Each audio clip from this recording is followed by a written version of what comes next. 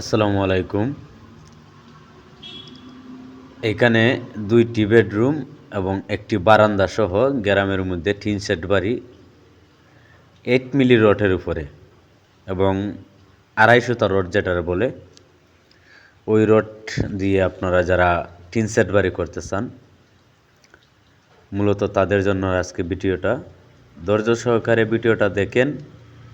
অবশ্যই যারা কম খরচের ভিতরে গ্রামের মধ্যে একটি বাড়ি করতে চান এই ভিডিওটা দেখলে পর আপনাদের জাস্ট একটা আইডিয়া হতে পারে যে কিভাবে আপনার টিন শেড বাড়ি করবেন। আর যদি চান আপনি যে টিন শেড বাড়ি করার পরে আপনি ভবিষ্যতে ছাদ দেবেন তাইলে আপনারা ওই ভিডিওটা দেখবেন না। যেমন ওই ভিডিওটা দেখলে পর আপনারা বলবেন যে আমি ভবিষ্যতে ছাদ দেব, তাইলে আমি কি রডগুলো ব্যবহার করতে হবে। যদি আপনি ভবিষ্যতে ছাদ দেন তাহলে আপনি ৪০০ রড অর্থাৎ ১২ মিলি রড দিতে হবে। আর যারা ছাদ দিবেন না তাদের জন্য ওইভাবে কাজগুলো যদি করেন তাহলে খুবই কম খরচের ভিতরে এইখানে আপনারা যেমন টিন শেড বাড়িটা করতে পারবেন। তো এইখানে প্রায় ১২টি কলম, ৪টা করে কলমের মধ্যে রড দেওয়া হয়েছে এবং অটো রিংগুলো দেওয়া হয়েছে। যেমন ৮ নাম্বার তারের যে রিংগুলো আছে এগুলো দেওয়া হয়েছে এবং বেইজের সাইজ দেওয়া হয়েছে আপনার ২ ফিট বাই ২ ফিট। এখানে আপনারা দেখতে পাচ্ছেন প্রতিটা কলমের মধ্যে কিন্তু ৪টা করে রড দেওয়া হয়েছে। তো ১২টি কলম সহ আপনারা যদি রডের হিসাব করেন যে আপনার রড কত কেজি রড লাগবে, ২টা বেডরুম এবং একটা বারান্দা সহ। বারান্দার এক পাশে হবে বাথরুম, এক পাশে হবে আপনার একটা কিচেন এবং মধ্যে একটু জায়গা গেট, মেইন গেট সহ আপনার বারান্দাটা থাকবে।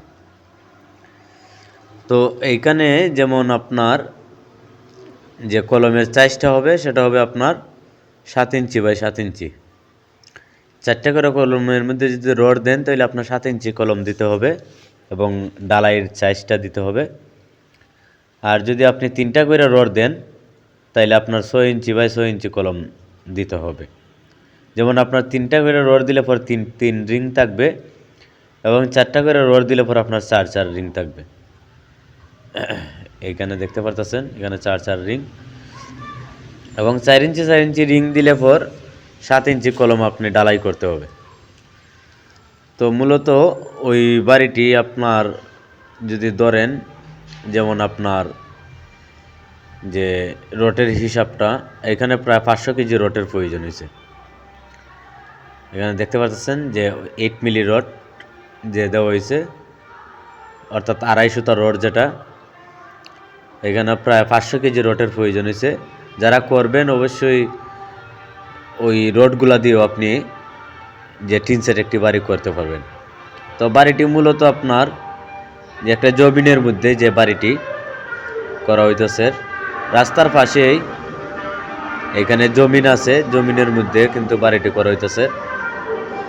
এই জন্য আপনার বেশি একটা নিচে যাওয়া লাগছে না আপনার বেইজের ক্ষেত্রে, কারণ বিটা লেভেলটা অনেক উচ্চতা হবে, এজন্য বেশি আর নিচে যাওয়া হয় নাই। এবং কলমের সাইজটা আপনারা দেখতে পাচ্ছেন যে ৭ ইঞ্চি বাই ৭ ইঞ্চি।